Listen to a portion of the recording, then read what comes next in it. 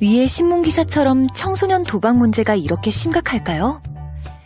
2018년 청소년 도박 문제 실태조사를 보면 재학 중 청소년의 위험 집단 비율은 6.4%이고 학교 밖 청소년의 경우는 이보다 3배나 높게 나타났어요.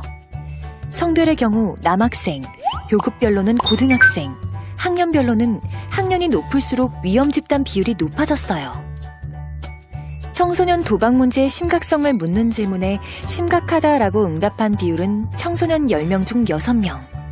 이렇게 점점 청소년의 도박 위험성이 높아지는 것은 불법 온라인 도박이 은행 계좌, 핸드폰만 있으면 성인 인증 절차 없이 누구나 가입할 수 있으며 SNS, 인터넷 방송 및 영상 광고에서 쉽게 접할 수 있을 정도로 노출도 많이 되고 있기 때문이에요.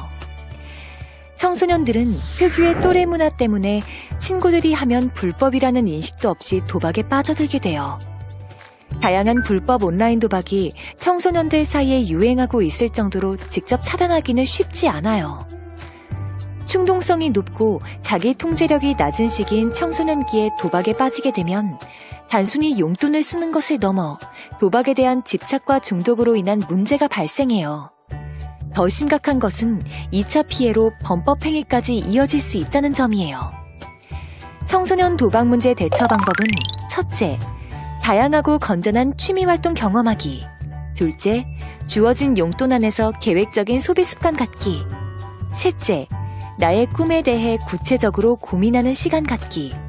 넷째, 친구가 같이 하자고 권유할 땐 거절하기.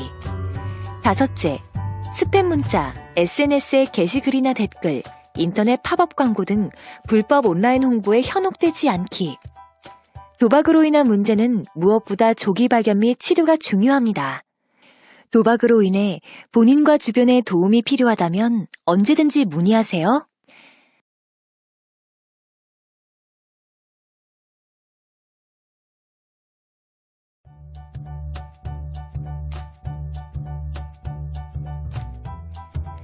(2018년) 사행산업이용실태조사 결과에 의하면 현재 우리나라 성인 100명 중 5명은 도박 중독 유병자로 나타나고 있고 점점 증가하는 추세입니다.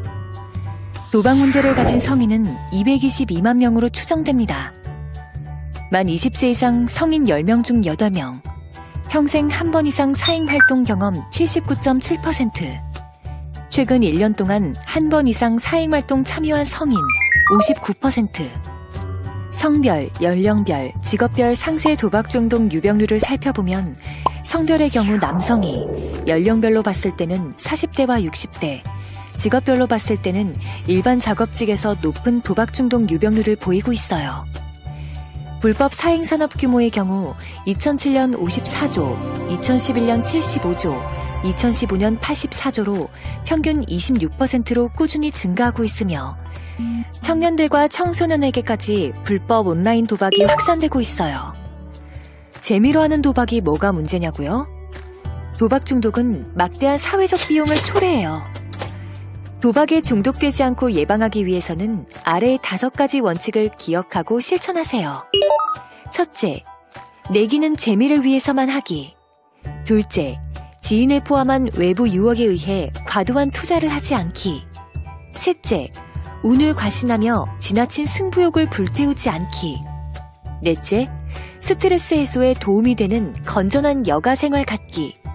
다섯째, 도박으로 인해 문제가 생겼다면 믿을 만한 사람이나 전문기관에 도움 요청하기. 도박 중독은 조기 발견 및 치료가 중요합니다. 도박 문제로 인해 도움이 필요하면 언제든지 문의하세요.